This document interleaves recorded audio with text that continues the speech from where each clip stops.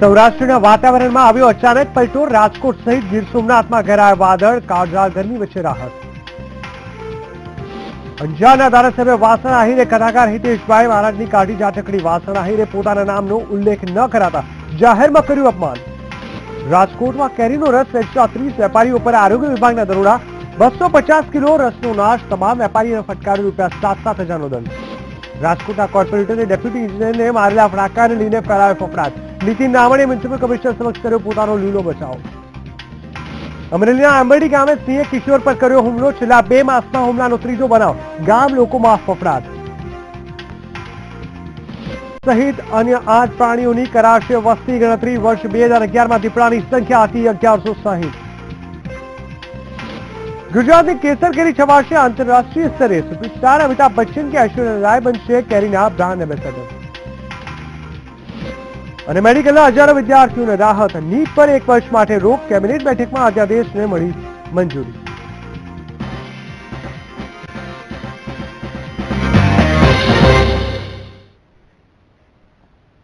નમસ્કાર દર્શક મિત્રો, હું જીગર દેવાણી આપનું સ્વાગત કરું છું સૌરાષ્ટ્ર ન્યૂઝમાં. મહત્વપૂર્ણ સમાચાર પર નજર કરીએ તો સંસદીય સચિવ અને અંજારના ધારાસભ્ય વાસણ આહિરે વ્યાસપીઠ પર બિરાજમાન કથાકારની ઝાટકણી કાઢતો વિડીયો વાયરલ કર્યો છે.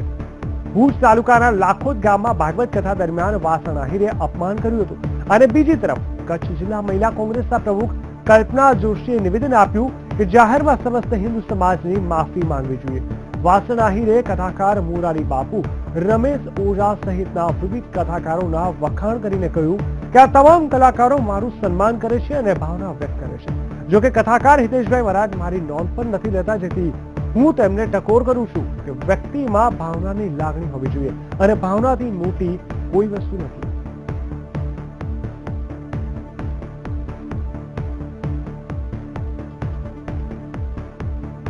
અને મને પણ એક નવાઈ લાગી કે હું તો જગની ભાભી છું. મારા પથારનો મહારાજ વ્યાસાસને બેઠા હોય જેને મહારાજ હિતેશ મહારાજ અને વાસણભાઈ કથામાં એ મારા નામ ન લે. મને નવાઈ લાગી આટલા વર્ષો પછી. એ મેં કીધું ઓળખતા નહીં કે પોતે ક્યાંક મસ્કતુભાઈ થી આવ્યા છે કે એને નામ લેતા શરમ આવે છે, મને ખબર નહીં. મેં મહારાજને ભાઈ રવજીભાઈ ને દેવજીભાઈ ને પૂછ્યો, મને કે આપણા પથ્થરના જ છે. તો નવાઈ લાગે કારણ કે વાસણભાઈ ઉપર કાર્ય ઠાકોરની એવી કૃપા છે. તમે જોજો અનેક લોકો હશે કે વિશ્વ વંદનીય મોરારી બાપુ ની કથા ચાલુ હોય અને તમારો આ વાહણભાઈ ચેણા વાળો વાંજો ફેરીને આવતો હોય ને એને એ વખતે મોરારી બાપુની નજર પડે ને ગેટ ઉપર, એમ કે ઓહો અમારી સરકાર આવી, અસાજો કચરો આવ્યો, જીરામ એમ કરીને ભોગાડતા હોય. રમેશ ઓઝા એને ભોગાડતા હોય. અને આજે મેં કીધું અમારો હિતેશ મહારાજ, એટલે મને નવાઈ લાગી.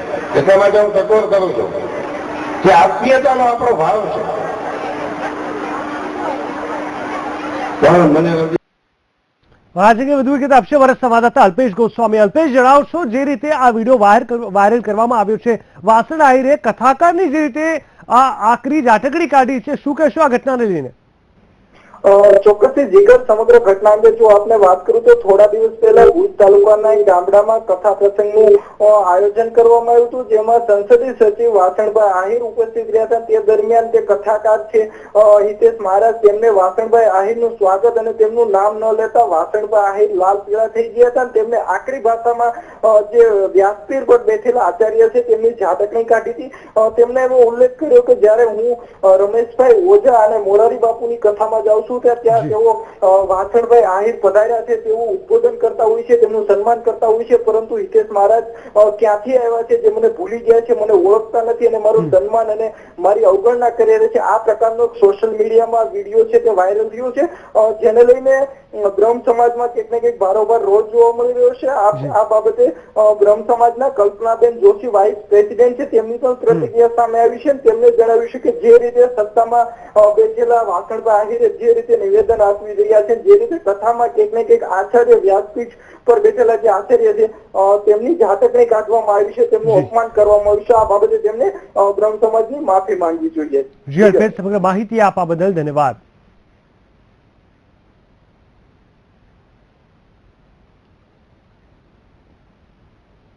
શહેરમાં હાલ કાળઝાળ ગરમી પડી રહી છે. જી હા, તેવા સમયે લોકો ગરમીથી બચવા માટે ઠંડા પીણાનો સહારો લેતા હોય છે અને ખાસ કરીને અત્યારે મેંગો જ્યુસ પાર્લરમાં લોકોની ભીડ સૌથી વધુ જોવા મળે છે. તેવા સમયે વેપારીઓ પણ લોકોની જરૂરિયાતનો ફાયદો ઉઠાવી વધુ ભાવ લઈને આરોગ્ય માટે નુકસાનકારક કેરીનો રસ લોકોને પીવડાવે છે. તેથી આજે આરોગ્ય વિભાગે તવાઈ બોલાવી મેંગો જ્યુસ પાર્લરને ત્યાં દરોડા પાડ્યા હતા, જેમાં 30 જેટલા કેરીના રસના વેપારીઓને ત્યાંથી આરોગ્યને હાનિકારક રસનું વેચાણ કરવામાં આવતું હોવાની ગંભીર બેદરકારી સામે આવી હતી. ત્યારે આરોગ્ય વિભાગે અંદાજે 250 કિલો કેરીના રસનો નાશ કરી 7,000 જેટલો દંડ ફટકાર્યો હતો.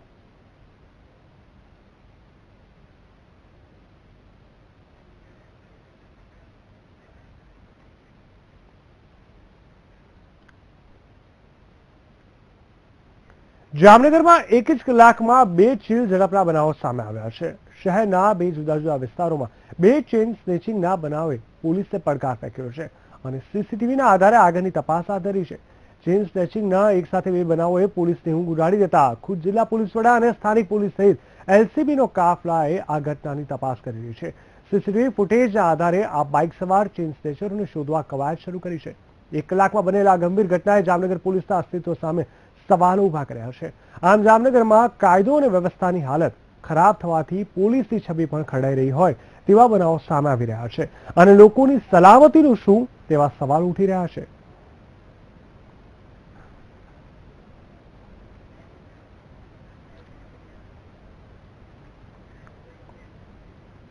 જામનગર પીજીવીસીએલ દ્વારા આજે સતત બીજા દિવસે પણ શહેરમાં દરોડાની કાર્યવાહી યથાવત રાખવામાં આવી છે.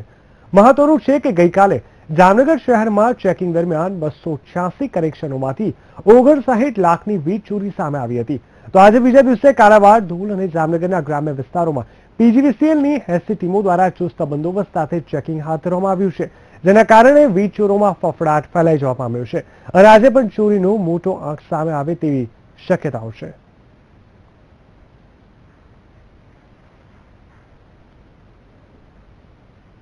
કચ્છમાં મહિલા પીએસઆઈના આરોપના પ્રકરણમાં આરોપી બતાવાયેલા ડીવાયએસપી દારા શાસ્ત્રી અને એસઆઈ વિરુદ્ધ કોઈ પગલાં ન લેવાનો અને વચગાળાનો હુકમ હાઈકોર્ટે કર્યો છે. મહત્વનું છે કે પૂર્વ કચ્છના એક મહિલા ફોજદારના નામે પોલીસ વડા વિરુદ્ધ અન્ય ખાતામાં અરજી કરાઈ હતી. આ અરજી ઉપજાવી કાઢી હોવાની ફરિયાદ મહિલા પીએસઆઈએ કરી હતી, જેમાં DYSP RJ Barot, ASI Ramesh લશ્કરી અને ધારાશાસ્ત્રી દિલીપ જોશીના આરોપી તરીકે નામ નોંધાયા હતા. આ બનાવમાં આ ત્રણેય હાઈકોર્ટમાં અરજી કર્યા બાદ હાઈકોર્ટે ફોજદારી પરચુરણ અરજી તરીકે તેને દાખલ કરી હતી. ત્યારે મહિલા ફોજદાર અને અંજારના પીઆઈ આરજી પરમારને આગામી તારીખ 9મી જૂને હાઈકોર્ટમાં હાજર રહેવા નોટિસ પાઠવાઈ હોવાનું પણ ધારાશાસ્ત્રી દિલીપ જોશીએ જણાવ્યું હતું.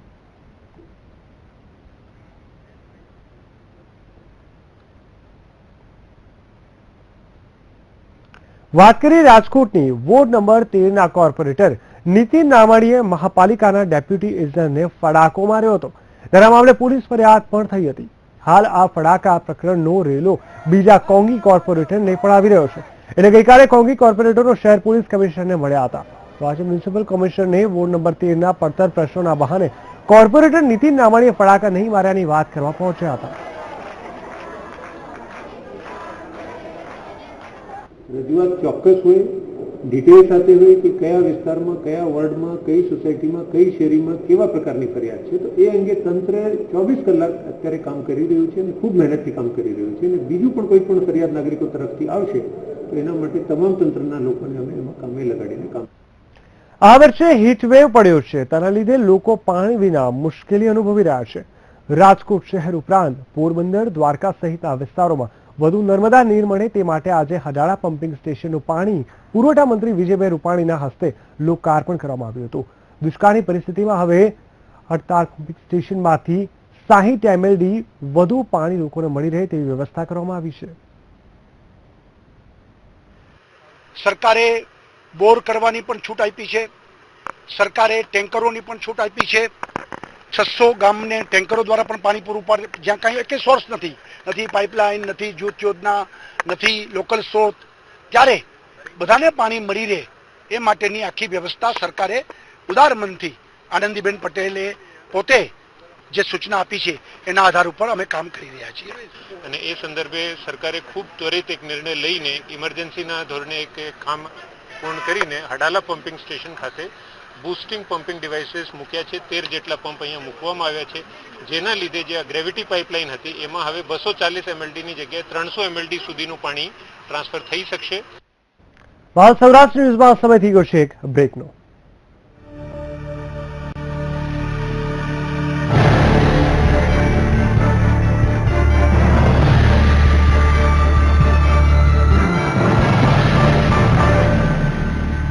આપની સાથે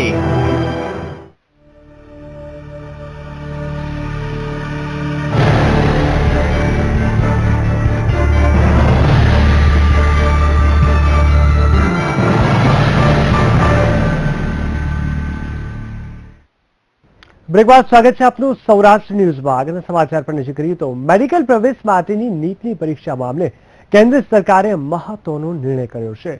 નીટની પરીક્ષા 1 વર્ષ માટે મોકૂફ રાખવાનો કેન્દ્ર સરકારે નિર્ણય કર્યો છે. કેન્દ્ર સરકારના કેબિનેટ મંત્રીઓની બેઠક મળી હતી, જેમાં આ અંગેના વટહુકમને મંજૂરી આપવામાં આવી છે, જે વટહુકમ હવે રાષ્ટ્રપતિને મોકલવામાં આવશે. આથી ગુજરાત સહિતના 13 જેટલા રાજ્યો હવે મેડિકલ પ્રવેશ માટે તેમની રીતે પરીક્ષા લઈ શકશે. તો આ અંગે ભાજપ પ્રમુખ વિજયભાઈ રૂપાણીએ કહ્યું હતું કે ભાજપ સરકાર હંમેશા વિદ્યાર્થીઓની લાગણી સમજે છે. મહત્વનું છે કે નીટની પરીક્ષા મુદ્દે ગુજરાત રાજ્યમાં વિરોધ વંટોળ ઉઠ્યો હતો અને નીટને બદલે ગુજકેટની પરીક્ષા લેવામાં આવે તેવી વિદ્યાર્થીઓની માંગણી હતી. કેબિનેટે નિર્ણય કર્યો છે કે નીટની એક્ઝામ 1 વર્ષ પછી લેવાય અને ત્યાં સુધીમાં વિદ્યાર્થીઓ માનસિક રીતે તૈયાર થઈ જાય, વાલીઓ તૈયાર થઈ જાય.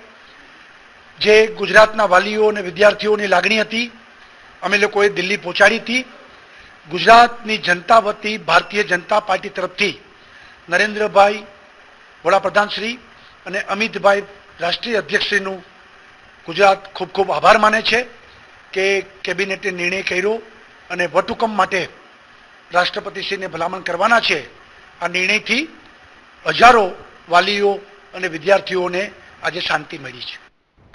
છેલ્લા કેટલાય સમયથી સૌરાષ્ટ્રમાં ગરમી પડી રહી છે. લોકો આકરા તાપથી શેકાઈ રહ્યા છે. દિવસે ને દિવસે ગરમીનો પારો ઊંચો વધતો રહે છે.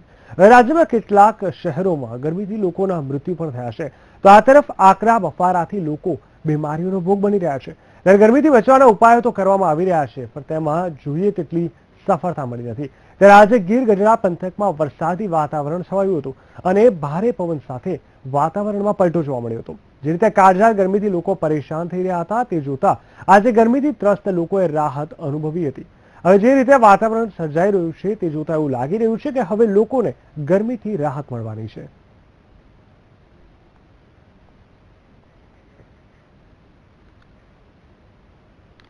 ઉનાળાની કાળઝાળ ગરમીમાં શેકાઈ રહેલા સૌરાષ્ટ્રવાસીઓ માટે રાહતના સમાચાર છે.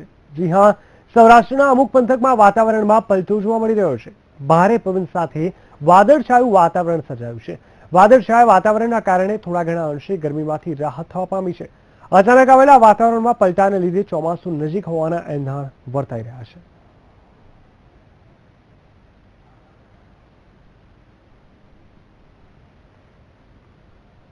રાજ્યમાં પડી રહેલી કાળઝાળ ગરમીમાં આગામી 3 દિવસની વાત કરવામાં આવે તો હજુ પણ વધારો થશે એવી આગાહી હવામાન વિભાગે કરી છે. એકાએક ગરમી વધવાના કારણોમાં વેસ્ટર્ન ડિસ્ટર્બન્સ હોવાનું જાણવા મળ્યું છે. ગરમ હવામાનને કારણે બપોર પછી પણ લૂનો અહેસાસ થાય છે, જ્યારે અસહ્ય બફારાના અનુભવાયા છે. આકાશમાંથી રીતસરની અગનવર્ષા થઈ રહી હોવાનો અનુભવ પણ થઈ રહ્યો છે.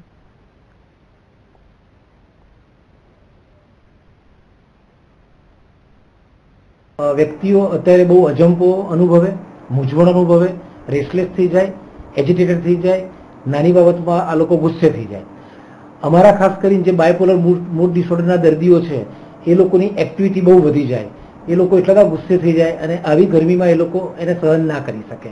એટલે સામાન્ય રીતે આવી જ્યારે ગરમી વધે ત્યારે આપણું જે શરીર છે જે 45ને કોપઅપ કરી શકતું હોય પણ 48 કે 50ને કોપઅપ ના કરે, એની સાથે એડજસ્ટ ના થાય, એટલે શારીરિક અને માનસિક બધી જ તકલીફો પેદા થાય.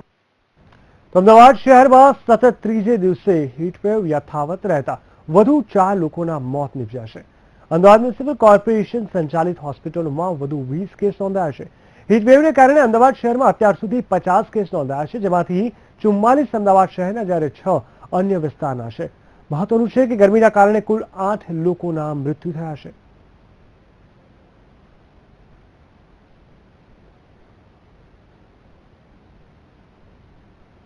અમદાવાદ કોર્પોરેશનમાં હાલ અત્યાર સુધીમાં ટોટલ 50 કેસ નોંધાયા છે, જે પૈકી 44 કેસ એએમસી લિમિટના છે અને 5 મરણ થયા છે. તે પૈકી આજના રોજની વાત કરીએ તો આજે 19 કેસ અમદાવાદના નોંધાયા છે અને 3 મરણ થયા છે. તો સૌરાષ્ટ્ર ન્યૂઝમાં લઈશું એક બ્રેક. વધુ સમાચાર બ્રેક બાદ.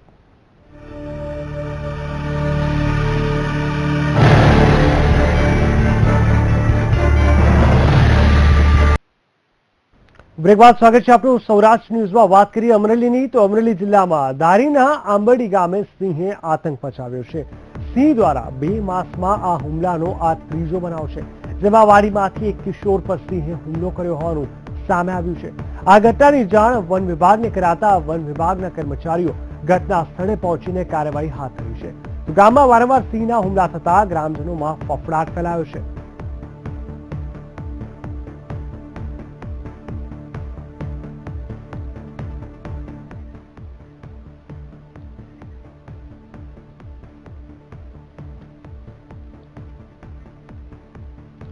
રાજ અંગે વધુ વિગત આપવા અમારી સાથે જોડાઈ ગયા છે નાફેડના વાઇસ ચેરમેન દિલીપ સાંગાણીજી. દિલીપભાઈ, જણાવશો જે રીતે આ ઘટના ઘટી છે ધારીના આંબરડી ગામે, જે રીતે સિંહે આતંક મચાવ્યો છે, શું લાગે છે કે ક્યાંક ને ક્યાંક ફોરેસ્ટ વિભાગે હવે વધુ એક્શન ઓરિએન્ટેડ થઈને શું કાર્યવાહી કરવી જોઈએ?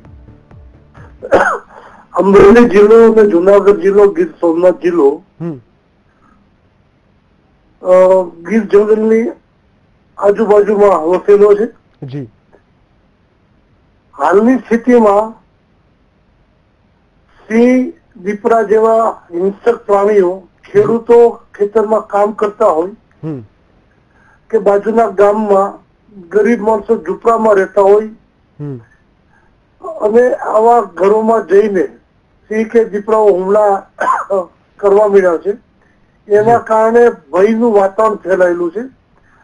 પેલા ગામમાં જઈને પશુપાલકોના પશુઓ પર, ખેડૂતોના પશુઓ પર હુમલાઓ થતા હતા. હવે માણસ ઉપર હુમલા થાય છે, બાળકો ઉપર હુમલા થાય છે, મહિલાઓ ઉપર હુમલા થાય છે. કેરીના બગીચાઓમાં જઈને ગયા વર્ષે મહિલાઓ પર પણ હુમલા કરેલા અને જાન જોખમમાં આવે છે.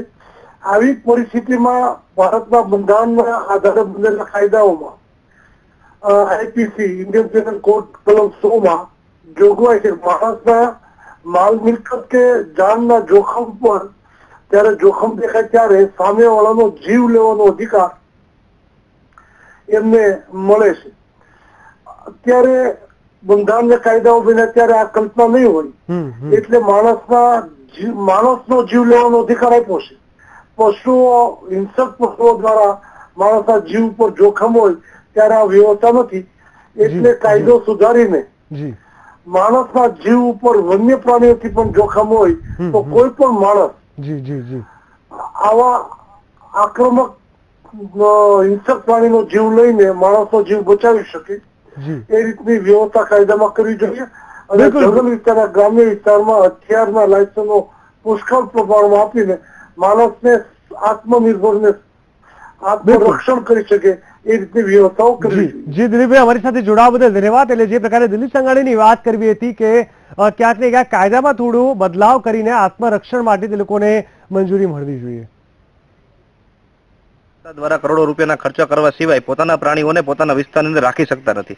જેથી કરી જે ખેડૂતોનો વિસ્તાર છે ત્યાં આવી તેઓ અત્યાર સુધી તેઓના માલઢોર પર હુમલા કરતા, પણ અત્યારે સિંહો નરભક્ષી બન્યા છે અને લોકોને અત્યારે મારીને ખાઈ રહ્યા છે. અને આ લોકોના હૃદયમાં મોટામાં મોટી વેદના એ છે કે જંગલ ખાતાને તેઓ સહયોગ દેવા તૈયાર છે, પણ પોતાના પ્રાણીઓને પોતાની હદમાં રાખે અને પોતાનું જે આ જીવન છે, ખેતી જે કરવાનું છે, જાહેર જીવન જે જીવવું છે, એ લોકોને પ્રેમથી જીવવા દે. કેટલાય દિવસોથી હાવ હેરાન પરેશાન કરે છે. ક્યાંય 5ના ટોળા હોય, ક્યાંય 10ના હોય, ક્યાંય 15ના હોય, 18-18ના ટોળા તો અમે જોયેલા છે. આજના જ અમારા સ્ટાફના પેટ્રોલિંગ દરમિયાન 6 માદા, 6 પાછડા અને 1 લાઈનનું જોવા મળેલું હતું.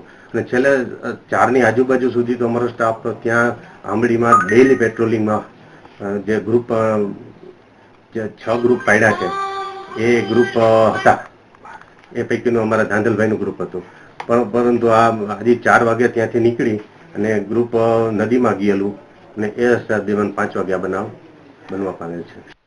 તો આ તો જંગલના રાજાનો સામાજિક પ્રાણીઓ ઉપરનો આતંક. સૌરાષ્ટ્ર ન્યૂઝમાં બસ આટલું જ. વધુ સમાચાર માટે આપ જોતા રહો વીટીવી ન્યૂઝ. નમસ્કાર.